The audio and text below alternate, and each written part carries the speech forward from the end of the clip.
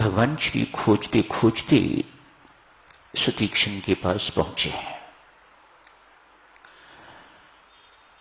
सुतीक्ष्ण को इतना ही पता चला है कि प्रभु राम पधार रहे हैं।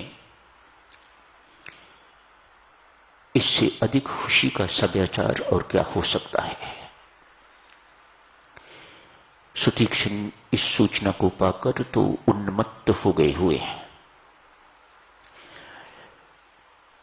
कभी आगे जाते हैं, कभी पीछे, कभी इधर कभी उधर, कभी हंस रहे हैं, कभी रो रहे हैं, कभी नाच रहे हैं, कभी कूद रहे हैं। हर के एक स्थान पर सुतीक्ष्ण जी बैठ जाते हैं। प्रभु छिप के ये सब दृश्य देख रहे हैं, उनकी उन्मत्तता को,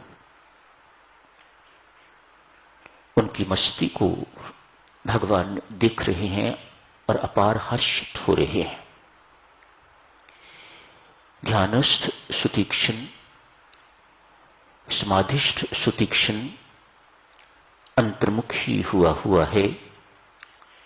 भीतर आसीन भगवान के दर्शन कर रहा है।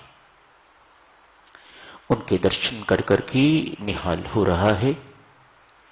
अतएव अपनी आंख खोलना नहीं चाहता। आंख खोलने पर तो संसार दिखता है और वह भगवान देख रहे हैं। उन्हें पता नहीं है कि बाहर राघवेंद्र सरकार खड़े हैं। प्रभु राम बिल्कुल पास आ जाते हैं, उन्हें हिलाने की कोशिश करते हैं, लेकिन सुतीक्ष्ण हिल नहीं रहे, अपनी आंखें खोल नहीं रहे। भगवान समझ गए कि ये भीतर समाधिस्थ है। मेरे आकार पर, मेरी फॉर्म पर, मेरे साकार रूप पर इसने अपनी दृष्टि जमा रखी हुई है। भगवान ने अपना भीतर का रूप बदल लिया। आंख खुली, अब ये मेरे इष्ट नहीं है, ये कौन है। बाहर क्या देखते हैं, भगवान श्री खड़े हैं, लक्ष्मण हैं, मातेश्वरी सीता चरणों में प्रणाम किया। आनंद विभोर होके तो अपनी कुटिया में उन्हें ले गए हैं। जैसी भी स्तुति आती थी, जो कुछ भी करना आता था, पूजा इत्यादि की। भगवान को इन चीजों की जरूरत नहीं थी, वे तो सुतीक्ष्ण पर पहले ही डुले हुए हैं। अतएव कहा, भक्त मैं तेरे ऊपर बहुत प्रसन्न हूं, मेरे से वरदान मांग लो। सुतीक्ष्ण चरण पकड़ के प्रभु के कहता है, हे मेरे परमेश्वर, मैंने जिंदगी में कभी कुछ मांगा नहीं, मुझे मांगना आता ही नहीं। कुछ गलत मलत मांग लूंगा। आपसे निवेदन है मेरे राम, जो आप मेरे लिए उचित समझो वह मेरी झोली में डाल दो। संत महात्मा कहते हैं, सारी रामायण जी में जितना प्रभु से सुतीक्ष्ण को मिला है, इतना और किसी को नहीं मिला।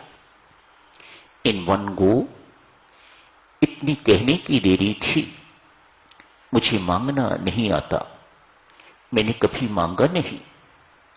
कुछ गलत मांग बैठूंगा मेरे प्रभु तो मैं कहीं का नहीं रहूंगा। अनजान हूं, नादान हूं।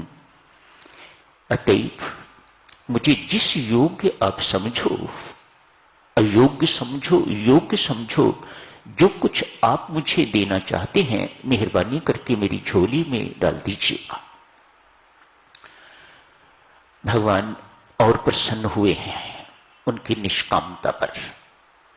तो प्रसन्न होके सुतीक्ष्ण जी महाराज को सबसे पहले अविरल भक्ति दी है। अविरल भक्ति अर्थात वह भक्ति जो किसी विरले को दी जाती है, अविरल। अविरल का ये भी अर्थ है जो सतत बनी रहे,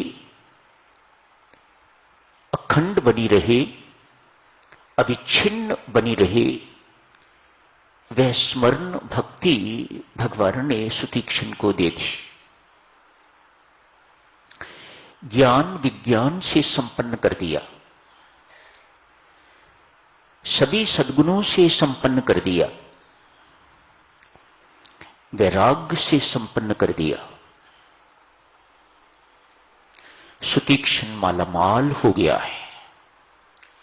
मालामाल तो पहले ही था, जिसके सामने भगवान खड़े हैं उसे और क्या चाहिए। उस जैसा शहंशाहों का शहंशाह और कौन हो सकता है। लेकिन संसारिक दृष्टि से संत महात्मा यूं फरमाते हैं, भगवान के ये सब कुछ देने पर सुतीक्षण मालामाल हो गया।